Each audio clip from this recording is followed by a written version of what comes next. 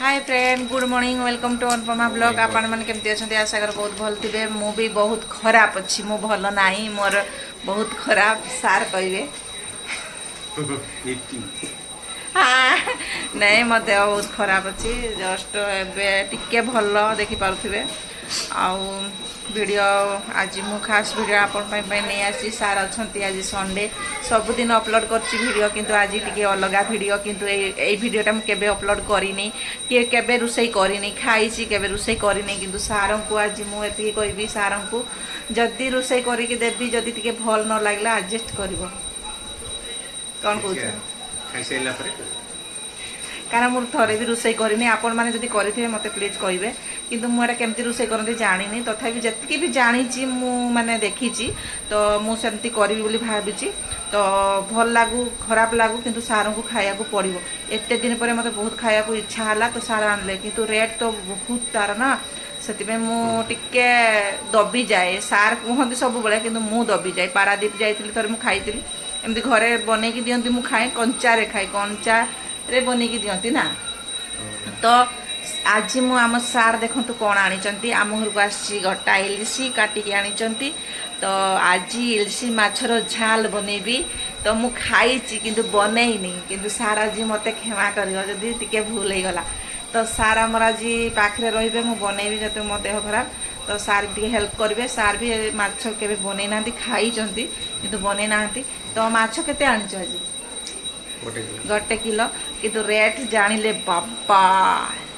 Rate सुनले मुंड खराब मुंड बुलेब बीपी बढ़ी जो मोर मु रेटा से सार को मुझे केते किलो देखिए आनल अति कम रे 1400 टंका केजी तो सार गोटे केजी आनी 1400 टंका देकी तो मो बीपी कुआड़ू भल हम बीपी तो मोर हाई हो तथापि खाइबा तो इच्छा माने खाइबा को पड़ो तो टिके खाइबी मोर देह खराब बेसी खाइबी तो गोटे पीस ट्राए करबी तो सार मु सब खाए सब कहे तो सार आज नहीं आस मन पकईकी तो एबे टिके मु भल होइछि तो से खाइबी ना कौन कह रोषे कर स्मेलटा कंचाटा स्मेलटा एत माने होउची माने मुंड खराब मु हल्दी गोले देबी मु हल्का टिके तेल रे फ्राई करबी मु पूरा कड्डा फ्राई करबी नहीं कंचा रे ही रोषे करथांती पूरा तो टिके कंचा ही रहिबो तो जस्ट टिके तेल रे पकेइकी संगे संगे मु उठेई देबी आपण माने देखंतु आज वीडियोटी इलसी माछर झाल तो सार को मु कहि देबी से रोषे करबे नले मु करबी सार पाखरे रहिबे तो एबे आमे हल्दी गोले दियो हल्दी गोले दो ना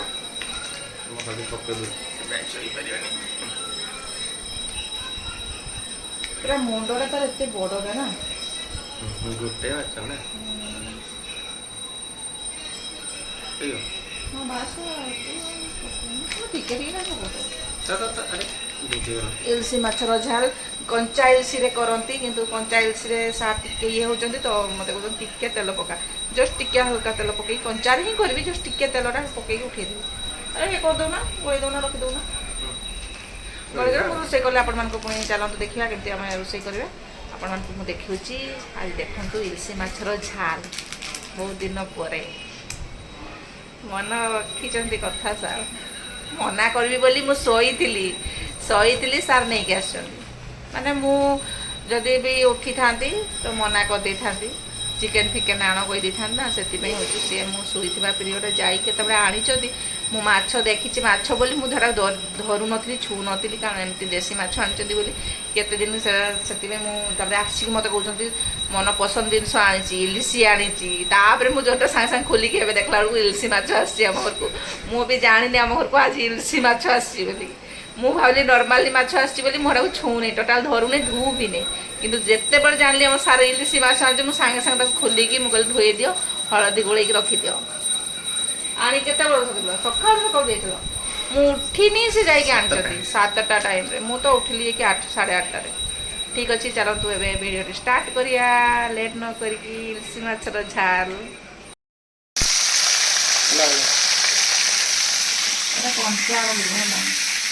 एटा एमती हल्का भजा हम जस्ट टिके पूरा नरमा अच्छी माछटा माने भांगी जीव पूरा नरमा अच्छी पूरा हल्का टिके टिके तेल रे पकईची कंचा रखी मु तापर एमती सब माछ मुझे भाजी आस्ते आस्ते दी पीस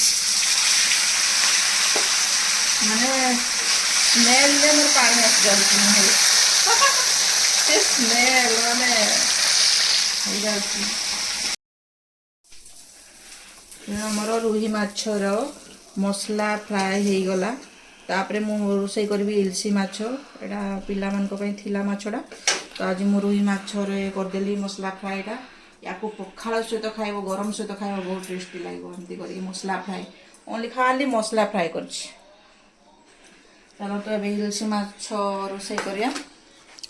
ଏଇଟା କଞ୍ଚା କଞ୍ଚା ଅଛି, ପୁରା କଞ୍ଚା ଭଜା ଅଛି, ନରମା ଅଛି। ଟିକେ ଟିକେ ତେଲରେ ମୁଁ ଫ୍ରାଏ କରିଛି। ତାପରେ ତାକୁ ଏଇନା ରୋଷେଇ କରିବା କି ନାହିଁ ସେଟା ମୁଁ ଜାଣିନି, କିନ୍ତୁ କଞ୍ଚା ମାନେ ଗରମ ପାଣିରେ ଥରେ ମୁଁ ବନେଇବି। 2-3 ପିସ୍ ବନେଇବି ଆଉ, ବେଶୀ ନାହିଁ ମୋ ପାଇଁ। ଚାଲ ଷ୍ଟାର୍ଟ କରିବା ବନେଇବା। ସବୁ ପ୍ରସ୍ତୁତି ସରିଯାଇଛି ନା? ଚାଲ ହେଇଗଲା, ଇଏ କର। ଏଠି ମୁଁ ପକଉଛି କଞ୍ଚା ଲଙ୍କା ଆଉ ଜିରା ଆଉ ଇଏ କ'ଣ ସୋରିଷ ଛିଟକିବ ଦେଖିକି। 1 2 3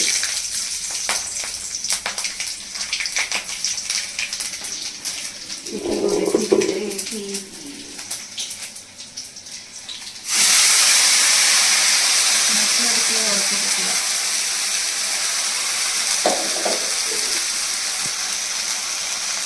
ତାପରେ ମୁଁ ସୋରିଷ ବଟା ରଖିଛି, ସୋରିଷ ବଟାଟା ଏବେ ପକେଇବିନି, ଟିକେ ପରେ ପକେଇବି।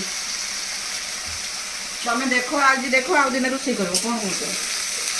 Sure sure. ପରିବା ଭଲ ଲାଗିବନି ନା?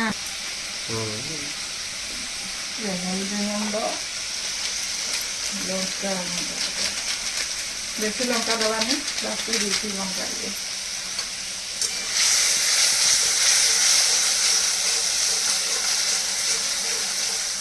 ବହୁତ ଦିନ ପରେ ଇଲିଶି ମାଛର ଝୋଳ ଟିକେ ଖାଏ। ବେଶୀ ଖଟା ହେଇଯିବ ତ, ନା ବେଶୀ ଖଟା ହବନି। ଟିକେ ହେଲେ ମୁଁ ଲୁଣ ପକେଇଦେବି, ଆଉ ଟିକେ ପରେ ଲୁଣ ଟିକେ ପକେଇ ଦେଇକି ତାପରେ ପାଣି ପକେଇଦେବି।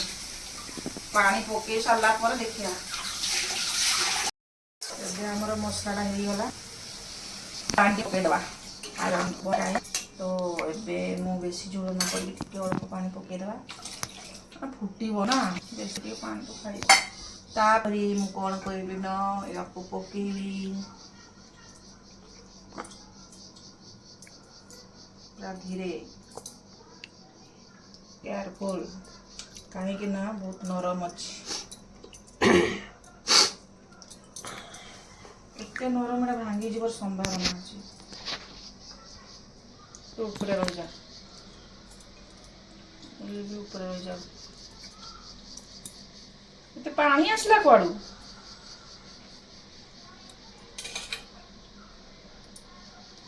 ବାସ୍। ତାପରେ ଏଇଠି ମୁଁ ସୋରିଷ ଯେଉଁ ପୁସ୍ତଟା ବାଟିଥିଲି, ୟାକୁ ପକେଇବି।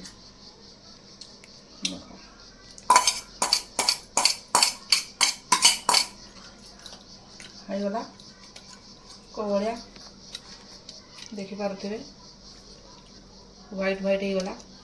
ଏଠି ନଡ଼ିଆ ଗୋଟେ ଯଦି କୁରିକି ଗ୍ରାଇଣ୍ଡିଙ୍ଗ କରିକି ପାଣିଟା ରସଟା ଦେଇଥାନ୍ତି, ଆହୁରି ଟେଷ୍ଟି ଲାଗିଥାନ୍ତା, କିନ୍ତୁ ଆମ ସାର୍ ଖାଇବେନି।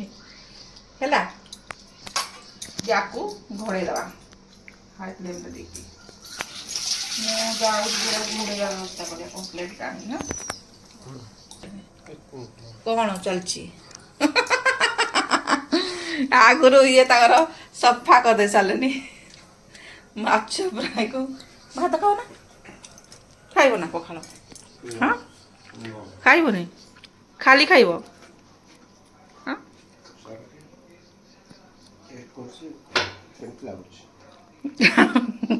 ଟେଷ୍ଟ, ତୁମ ଟେଷ୍ଟଟା ଜଣାପଡ଼ୁଛି ହେଲା। ଯଦି ଟେଷ୍ଟ ହେଇନଥାନ୍ତା ତୁମେ ଏମିତି ଖାଇନଥାନ୍ତ ହେଲା। ଜଣାପଡ଼ୁଛି ତୁମେ କେତେ ଟେଷ୍ଟ ହେଇଥିବ, ଆଉ ତୁମେ ଖାଉଛ। କେହି ଖାଇବେନି, ତୁମେ କେମିତି ଜାଣିଲ? ମୁଁ ଅଛି ବା ଏଇଠି ଗୋଟେ ବିଲି,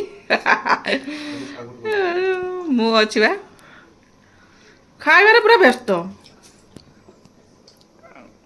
ୟାକୁ ଲଗେଇ ଖାଇବ, ଭଲ ଲାଗୁଛି। ଠିକ୍ ଅଛି, ଆମ ମାଛଟା ତ ଏବେ ଘୋଡ଼େଇ ଦେଇଛି, ଇଲିଶି ମାଛ। ताको टिके फुटी जाऊ फुटी आसलानी प्राय ହେଇଗଲା ଇଲିଶି ମାଛର ଝାଲ। ଏବେ ଆମ ସାର୍ ଧଣିଆ ପତ୍ର ପକେଇବେ ମାନେ ଶେଷ ସମୟରେ ସାର୍ ଆସିକି ଟିକେ ଧଣିଆ ପତ୍ର ପକେଇ ଦେଉଛନ୍ତି ନା କହିବେ ମୋ ହାତ ଟିକେ ବାଜିଲେ ଟିକେ ଟେଷ୍ଟ ହେଲା ସେଥିପାଇଁ ଜାଣିକି ସେ ଟିକେ ଆସିକି ଲାଷ୍ଟ ବେଳକୁ ଟିକେ ଧଣିଆ ପତ୍ର ପକେଇ ଦେଉଛନ୍ତି ତାପରେ କହିବେ କି ମୋ ହାତ ବାଜିଛି ବୋଲି ଆଜି ଇଲିଶି ମାଛର ଝାଲଟା ଟେଷ୍ଟ ହେଇଛି। ଦେଖନ୍ତୁ କେଉଁଭଳିଆ ମାଛଟା ଭାଙ୍ଗିଯିବ ଭାବୁଥିଲି କିନ୍ତୁ ଗୋଟେ ବି ମାଛ ଭାଙ୍ଗିନି। ଏଇଟା ଭାଙ୍ଗିଯିବାର ସମ୍ଭାବନା ଥିଲା ତଥାପି ଭାଙ୍ଗିନି କାରଣ ମୁଁ ଘାଣ୍ଟା ଘୁଣ୍ଟି କରିନି ଆଉ ଭଲ ଭାବରେ ହେଇଯାଇଛି। ଦେଖନ୍ତୁ ଇଲିଶି ମାଛର ଝାଳ ବେଶୀ ବହଳିଆ ହେଇଯିବ ଝୋଳଟା ଆମେ ତାକୁ ଓହ୍ଲେଇ ଦେବା। ଏମିତି ମସଲାଟା କଷି ଦେଇଥିଲେ ମସଲାଟା ମୁଁ କଷିକି ବି ପକାଇ ପାରିଥାନ୍ତି କିନ୍ତୁ ଇଲିଶି ମାଛର ଝାଲ ଏମିତି ରୋଷେଇ ହୁଏ ପଛରେ ତାକୁ ସୋରିଷ ବଟାଟା ଦିଆଯାଏ କିନ୍ତୁ ଯେମିତି ଦେଲେ ବି ଚଳିବ କିନ୍ତୁ ଟେଷ୍ଟଟା ଏଇଟା ବେଶୀ ଟିକେ ଅଧିକ ଟେଷ୍ଟ ଲାଗିବ। ଏବେ ବନ୍ଦ କରିଦେବା। ହେଇଗଲା ଆମର ଇଲିଶି ମାଛର ଝାଲ। ଦେଖିବା ଖାଇସାରିଲା ପରେ ଆମ ସାର୍ଙ୍କ ମୁହଁରୁ କେମିତି ଶୁଣିବା କେମିତି ଏଇ ସାର୍ ତ ଖାଇବେ ଆଉ କହିବାକୁ ଅଛନ୍ତି ତଥାପି ଚାଲ ରେଡ଼ି ଖାଇବା। ହେଇଗଲା ଇଲିଶି ମାଛର ଝାଲ ଆଉ ଏଠି ନେଇଛି ଇଲିଶି ମାଛ ଆଉ ଇଏ ହେଉଛି ଗରମ ଭାତ ଦେଶୀ ଚାଉଳର ଭାତ ଦେଖିପାରୁଥିବେ ଆଉ ଇଏ ହେଉଛି ଆମର ଇଲିଶି ମାଛର ଝାଲ ଆଉ ମୁଣ୍ଡଟା ସାର୍ ନେଇଛନ୍ତି ଦେଖାଯାଉ ଖାଇବା। ଖାଇସାରିଲା ପରେ କହିବା କେମିତି ଲାଗୁଛି। ଆମ ସାର୍ ତ ଆରମ୍ଭ କରିସାରିଲେନି ସାର୍ କେମିତି ଲାଗୁଛି ଯଦି ବି ଭୁଲ ହେଇଥିବ କହିବ କ୍ଷମା କରିବ ଆଗରୁ କହିଦେଇଛି। କେମିତି ଲାଗୁଛି? ବଢ଼ିଆ ହେଇଛି। ସତରେ ଭଲ ହେଇଛି ନା କ'ଣ କୁହ? ସତ କଥା କୁହ ଭଲ ହେଇଛି ନା ସତ କୁହ ଡରିକି ମତେ କୁହ ସତ କଥା କୁହ କେମିତି ହେଇଛି? ବଢ଼ିଆ ହେଇଛି। ଟେଷ୍ଟ ଲାଗୁଛି? ଟେଷ୍ଟ ଲାଗୁଛି ସାର୍ କହୁଛନ୍ତି ମାନେ ମୁଁ ବି ଖାଇକି ଦେଖିବି। ମୁଁ ଆଉ କଣ୍ଟ୍ରୋଲରେ ନାହିଁ ବର୍ତ୍ତମାନ ଖାଇବା ଷ୍ଟାର୍ଟ କରିବା ଆଉ ଚାଲନ୍ତୁ। ଯେଉଁ ଟେଷ୍ଟ ହେଇଛି ମାଛଟା ଝୋଳଟା ଖାଲି କ'ଣ ଇଲିଶି ମାଛ ତା ଟେଷ୍ଟ ଅଛି ନା ଏଥିପାଇଁ କଥାରେ କୁହନ୍ତି ବା ମାଛ ଖାଇବୁ ଇଲିଶି ଚାକିରି କରିବୁ ପୁଲିସ ଏତେ ଟେଷ୍ଟ ରେଟ୍ ନେଲେ ବି 2000 ଟଙ୍କା ସେ ରେଟ୍ ଯେତେ ଟଙ୍କା ହଉ ପଛେ ବାଧିବନି। ମୁଁ ସିନା ଟିକେ ଆଣେନି ଆଉ ରେଟ୍ ପାଇଁ।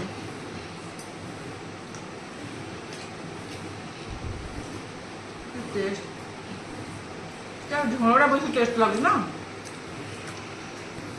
ଇଲିଶି ମାଛର ଝୋଳ ଟେଷ୍ଟ।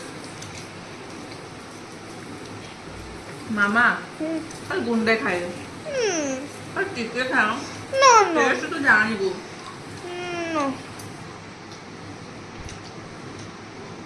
ଏତେ ସୁନ୍ଦର ଲାଗୁଛି ଯେ ଖାଇଛି ସେ ଜାଣିଛି ଯେ ନ ଖାଇଥିବ ସେ ନିହାତି ଟେଷ୍ଟ କର ଥରେ ଇଲିଶି ମାଛ ଏଇଭଳିଆ ରାନ୍ଧିବ। ଲାଷ୍ଟକୁ ପକାଇବ ଯଦି ନଡ଼ିଆ କୋରିକି ତାକୁ ଗ୍ରାଇଣ୍ଡିଙ୍ଗ କରିକି ବି ତା ରସଟା ପକାଇବ ଆହୁରି ଟେଷ୍ଟ।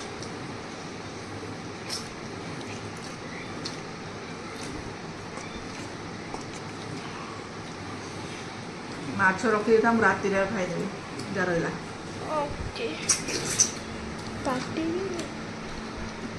ମାମା ଟିକେ ଖାଇଦା ନା ନା ନା ମୁଁ ଟିକେ ମଜା ନେବା ଖାଇବା ଜଲ୍ଦି ଜଲ୍ଦି ମୁଁ ଖାଇପାରିବିନି ମୁଁ ଆରାମସେ ଖାଇବି। ତୁ ମୋବାଇଲ ଚାର୍ଜ କରିଦେ ଚାର୍ଜ ବି ନାହିଁ। ପୁଣି ଦେଖାହେବ ଆମ ନେକ୍ସଟ ଭିଡ଼ିଓରେ। ଆପଣମାନେ ବି ଏମିତି ଇଲିଶି ଖାଆନ୍ତୁ ବନେଇକି ବହୁତ ଟେଷ୍ଟି। ପୁଣି ଆମର ଦେଖାହେବ ଆମ ନେକ୍ସଟ ବ୍ଲଗ୍ରେ। ଆଜି ପାଇଁ ଏତିକି।